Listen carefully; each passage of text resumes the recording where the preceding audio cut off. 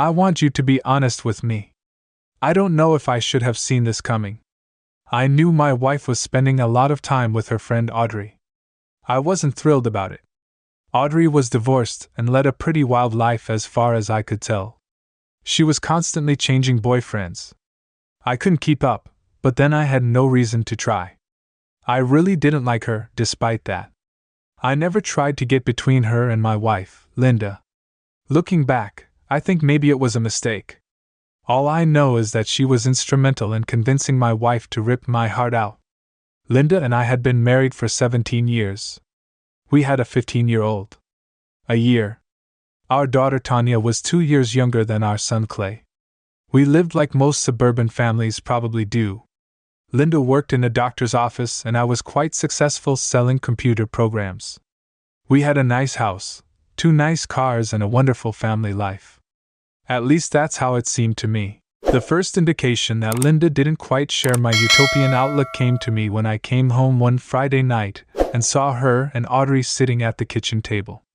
Audrey looked as smug as ever, but I thought Linda looked a little worried. It didn't take a genius to realize something was up. Linda said hello and I replied, getting up and hugging my wife. After we kissed, I looked at Audrey and said hi. I'll go upstairs and change, I said, reaching for my briefcase. Okay, darling, would you like a cup of coffee? It seemed like Audrey was looking for the right words. We have something we'd like to talk to you about when you get back. There's no time like the present, I said. Why don't you go upstairs and get changed, dear? I'll pour you some coffee, and we'll talk when you get downstairs. I looked into her eyes, trying to see what this was all about. She seemed concerned about something, and I felt a rush of fear as I looked back and saw the smirk on Audrey's face. Whatever these two were cooking up, I wasn't looking forward to it. As I walked up the stairs, my brain was racing. I thought of a dozen different possible scenarios of what I would face when I returned. However, none of them prepared me for what actually happened. It only took me a few minutes to change out of my suit and tie and into casual slacks and a polo shirt. I got my coffee from the table in front of my chair and went back to the kitchen. Audrey was chatting away, but it almost sounded like she was telling my wife off about something. She was almost whispering, though, so I couldn't hear her very well. They didn't even notice me until I was on the other side of the table. On the other side of the table, I sat down, took a sip of my coffee and looked at them. What's going on? What's this all about? Linda hesitated and stood still for a moment, not saying a word until Audrey prompted her. Go on, she said to my wife. He loves you. He'll understand. Linda lowered her eyes as if she couldn't look me in the face. Honey, I love you a lot, so please don't take this the wrong way, but I want to go on some dates with Audrey. Not all the time. I said I couldn't do that, but I couldn't believe she was actually talking about sleeping with other guys. I had to clarify, what do you mean by dating? You're talking about having sex with other men? I said I was talking to my wife, but I decided to let her talk. I knew it wasn't my wife's idea, it had Audrey's name on it. I wanted to see if I could figure out how she talked Linda into going with her. She went on, they're just dates, they don't mean anything. We were talking and she told me that other than you, she's only had one other man in her whole life, which is just ridiculous. Robert, I'm sure you've had a lot more women than that. She needs to go out and have some fun. I looked back at my wife, so sex with me isn't fun. Linda finally looked at me. I tried to hide the pain on my face. I don't think I was very good at it, honey. I didn't say that, Audrey replied, pulling Linda away again. Men have different ways of doing things. It's just variety. There are plenty of guys who love their wives enough to let them go out and have a little fun. It doesn't mean Robert, it's just sex. We talked it over and decided it's only fair to let you have a little time on the side too, if you want it. I looked back at Linda. I'm not sure if it was fear or regret, but I think she was starting to feel like this was a big mistake. I felt tears come to my eyes, but I was determined to hold them back. Audrey, could you stay here for a while? I want to discuss this more when I get back. Linda asked, finally speaking again. I'll be back in a little while, I replied, but didn't answer her question. I walked into my home office and closed the door. Ever since I was a kid, I've always taken a serious approach to life. I don't mean that I don't like to have fun. I can have fun with the best. I have a great sense of humor, but when it comes to serious issues, I believe in facing them head on. I fought back tears as I sat down at my computer and began typing my response to Linda's suggestion. Dear Linda, I never thought I would be so hurt by the woman I have loved with all my heart for so many years. But when you informed me of your intentions to make love outside of our marriage, you broke my heart. I know your friend Audrey is behind this, but your willingness to go along with her plan has already damaged our relationship and our marriage. Just to be absolutely, I want to be clear about my position regarding your alleged infidelity. I will consider any sexual relationship of any kind with a man or woman as a betrayal and a violation of our wedding vows if you ignore my feelings on this matter and continue on your adulterous quest. Here's what will happen, for, until our divorce is final, I'll do whatever it takes to find out who you're seeing. If they're married, I'll let their wives know. I won't have any pity or sympathy for you or your family. Make sure you know this before you put them and their families in danger. 5. Once divorce proceedings begin, there's no going back. We'll always be connected through our children, but I'll cut all emotional ties to you and start rebuilding my life without you. My dear, you have a choice. The consequences of carrying out your threat to make if you want to date other people, that's fine. But if you decide you want to stay married, there are a few conditions. I've been hurt by your infidelity more than I thought I could be.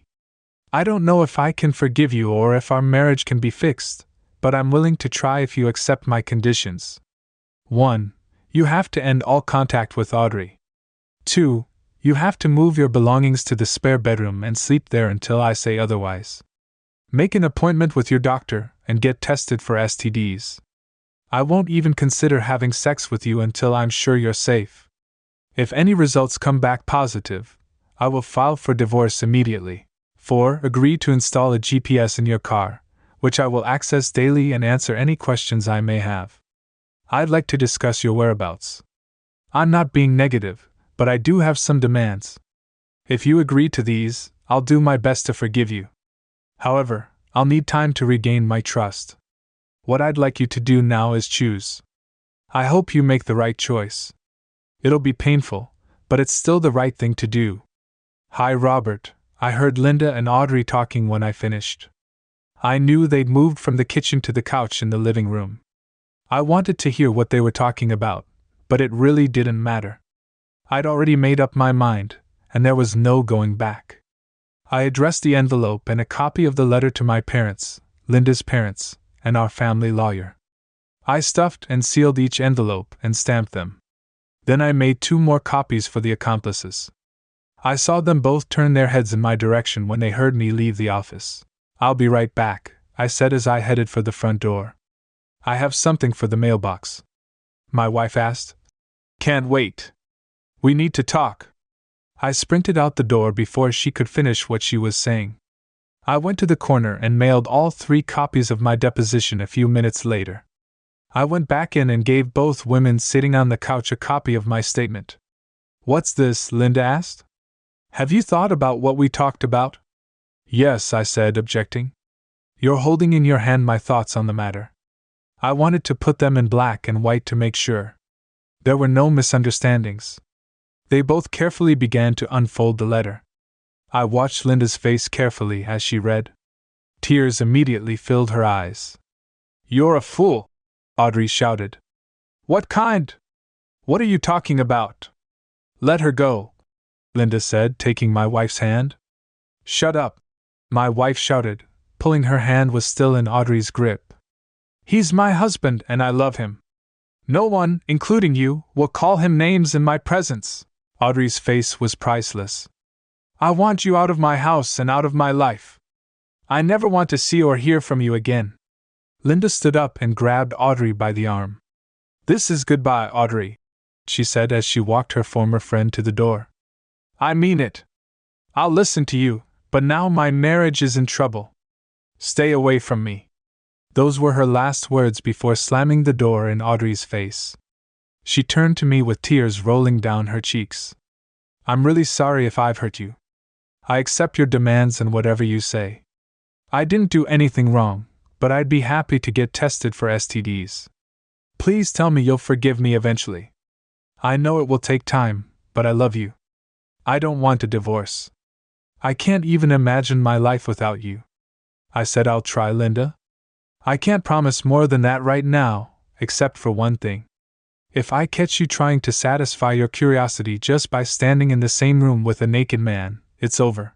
I know it will take time to convince you, but I want to be clear that I only want to be with you. I now know that I never really stopped loving you that night. I helped her move her clothes into the spare bedroom. We told the kids we had a fight and slept in separate rooms until we cooled off. They were skeptical, but they accepted our explanation. The next day, I went out and bought a GPS for Linda's car without her knowledge. I also bought a phone recording device. It was a simple little gizmo. All you did was plug it into any phone jack. When a call was made or received from any phone in the house, the recorder recorded both sides of the conversation. When the connection was broken, the recorder stopped. I set it up in my office and hid the unit behind a file cabinet just in case. On Sunday, I equipped Linda's car with GPS and downloaded the software to my laptop. I was hopeful but unsure of our future together. Linda's job required her to work only 4 days a week, so she had Saturday, Sunday, and Monday off. I followed that GPS signal all day at work on Monday. She left for the grocery store around 10:00, except the car never left the driveway. I was still feeling pretty anxious and wanted to check the phone tap when I got home that evening. The kids were doing their homework at the kitchen table while Linda made dinner. "Hi, honey," she said, running up to kiss me. I saw the disappointment in her eyes as I turned my cheek to her. "Can we talk later tonight when the kids are asleep?" she asked quietly, and my heart started racing again. Had she changed her mind? I nodded. I could already feel the anxiety building up after dinner. I spent some time with the kids, then told them I had some errands to run and went back to my office, closing the door behind me. I plugged my headphones into the recorder to make sure no one but me could hear it. For a moment, my heart dropped. When I heard the first call, it was from Audrey. "Hello," my wife answered. After the second beep, it was, "Hey girlfriend, he's at work. Can you talk?" Audrey didn't. I made myself clear the other day. I don't want to talk to you. You're not my friend anymore. Get it through your head. Come on, Linda. Who knew Robert would take it this way? I had no intention of ruining your marriage. I don't. I just wanted to give you a heads up, Audrey. The first condition Robert set out in his letter was that I stop being your friend. I don't want to risk messing that up.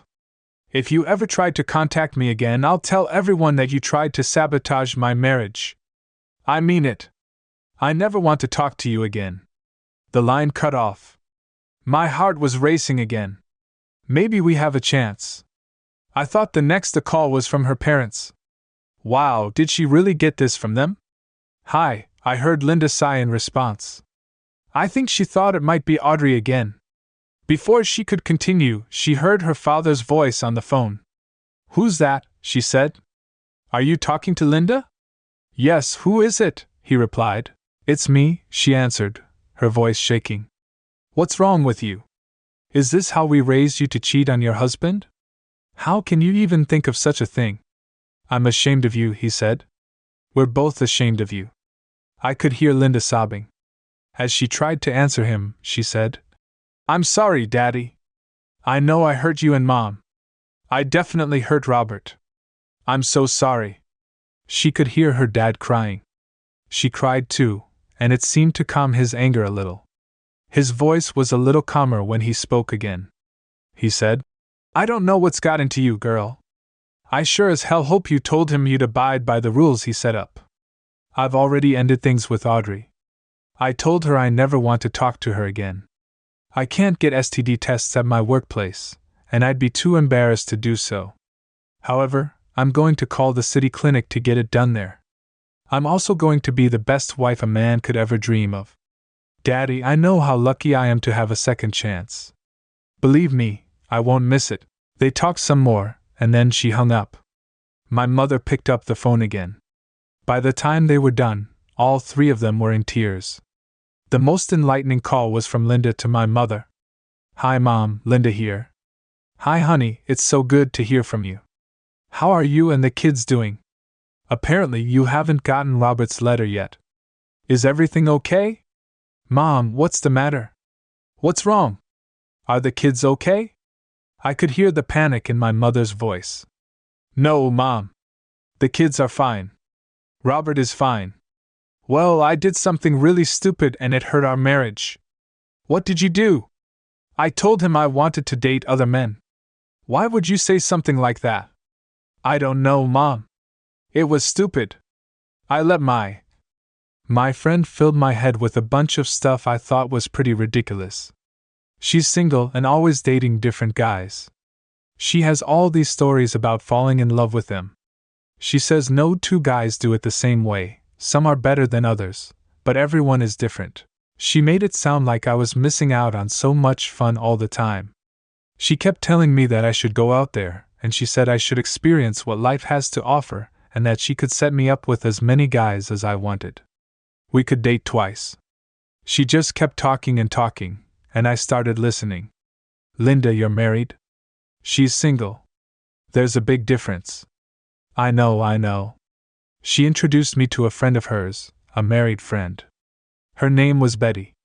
She said her husband kept letting her go out with other guys. She said he loved her so much that he wanted her to have fun.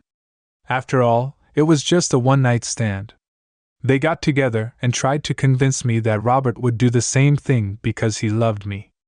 I knew deep down that he would never go for it, but I kind of followed their lead. I never stopped thinking about it. I could hear the pain in my mom's voice. "Oh, Linda, how could you?" "I'm sorry, Mom. I'm so sorry." "What happened? Did he leave you? What about the kids?" "No, he didn't leave me. He gave me an ultimatum. Dump the girl who talked me into this and give up the idea of sleeping with anyone else or get a divorce. We are also going to see a marriage counselor. He sent out a letter explaining our situation. It was sent to my parents, you, Dad Anderson, and our lawyer. My parents had already received it, but I figured it would take another day to get to you guys." You could hear my mom crying. "Linda, I don't know what to say. I never thought you could be so cruel. I hope for your sake that Robert loves you. I really do think he does, but if I did something like that to Bryce, I'd be out on the street in a hurry." "I know, Mom." Linda was crying again. "I promise I'll never hurt him again. I was very close to losing him, but I'm going to show him how sorry I am every day for the rest of my life. Please forgive me." Listening to them both cry made my own eyes fill with tears. Around 10 that evening, we made sure the kids were in bed and sat down on the couch to talk. I still didn't know what we talked about, but I could see Linda's eyes were already wet as she started. "I talked to our parents today. Mom and Dad got your letter, Robert," she said with a forced chuckle. "Dad actually read it." She said after a second's thought that everyone pretty much read it. "Your mom and Dad haven't." "I haven't got the letter yet, but I'm sure they'll get it tomorrow, so I called to soften the blow. I wish I had thought to do that for my own parents. Everyone is so hurt and disappointed in me." "Why not?" "I'm disappointed in myself. I just want to say again how sorry I am." She wiped the tears from her eyes and continued. "Also, don't be angry, but I have to tell you," Audrey called too. "She probably thought I was joking when I said we weren't friends anymore. Anyway, I told her again that if she ever called me again, I would tell everyone how she tried to sabotage my marriage. She doesn't have many girlfriends and I don't think she's willing to risk losing the few she has, so I doubt I'll hear from her again." I was glad she told me about the calls. I took her hand, smiled, and thanked her for being honest with me. The next week, Linda went to get tested for STDs. To be honest, I never really believed that she had actually cheated on me. If she had, I don't think Audrey would have been able to resist telling me. I know that HIV can hide in the body for years before showing up, but all other tests were negative, so after 3 months I finally let Linda. We got back into bed together. Our lovemaking was awkward at first, but Linda was determined to rekindle what we once had. Even after things returned to normal, she did everything I wanted her to do, and she did it with enthusiasm. I think our lovemaking today is better than ever. We've also had marriage counseling. Also helped Audrey and her friend, who worked on my wife. Our therapist had her repeat every conversation over and over again. Even the fact that Betty's husband got involved, from what she said. He did his best to convince her that he let his wife play because he loved her so much. He told Linda that any man who a truly loving husband should be able to put aside his jealousy to make his wife happy. I really think he was hoping to get in her pants himself at some point. One of these days I'm going to have to find this and express my feelings to him directly about his role in seducing my wife. It's been over a year since that incident. The day was fated, and while I haven't had any reason to suspect anything since then, I still track Linda's whereabouts with my GPS from time to time. I also check her phone calls from time to time. Once that seed of distrust is planted, it's hard to let go. Next month, we are going to celebrate her mom and dad's 50th wedding anniversary. Looking back at what we've been through and where we are today, I'm pretty sure that 31 years and 3 months from now, we'll be doing the same thing at the end.